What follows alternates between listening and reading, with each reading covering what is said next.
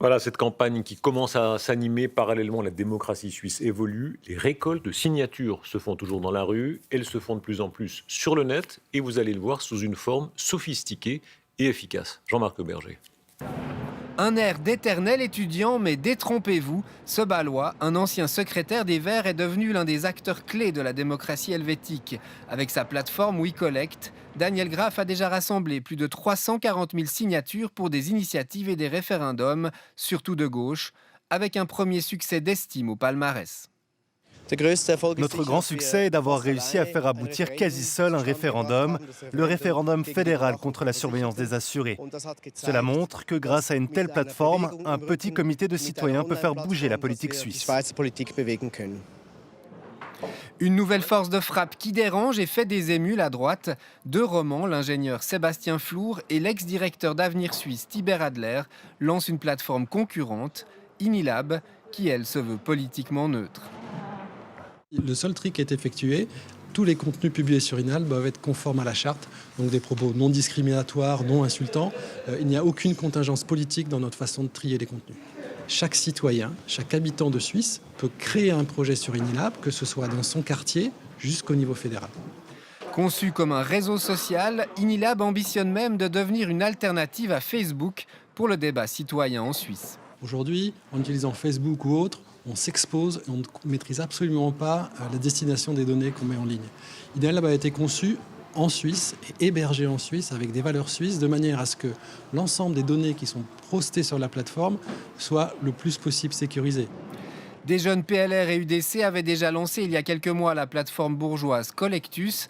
La première initiative publiée, celle contre l'e-voting, n'y a été signée pour l'instant que par 3000 personnes, mais ses fondateurs ne perdent pas espoir.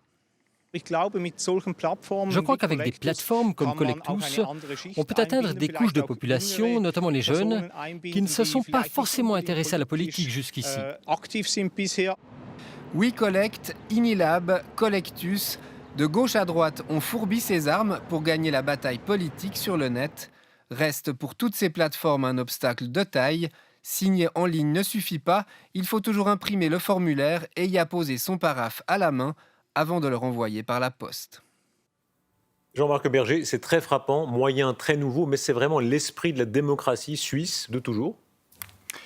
Oui, avec ces plateformes, on en revient aux racines de la démocratie suisse. C'est une sorte de Landsgemeinde 4.0 qui est en train de se mettre en place. Jusqu'ici, pour mettre une idée à l'agenda politique, il fallait militer longtemps dans un parti ou une association.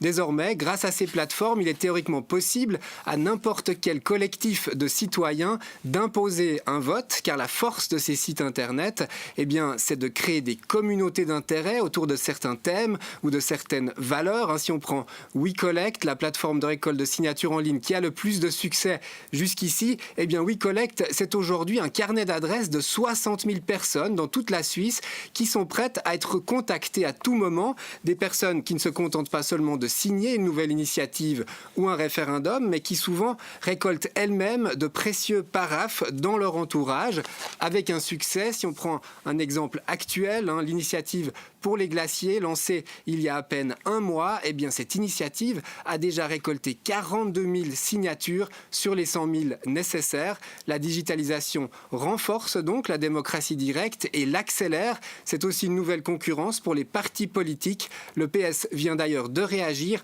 en lançant son propre outil de récolte de signatures en ligne. Reste que si la digitalisation facilite aujourd'hui la récolte de signatures, gagner ensuite le vote devant le peuple, ça reste toujours très difficile. Toutes les initiatives et les référendums lancés en ligne jusqu'ici ont échoué devant les urnes. Merci Jean-Marc.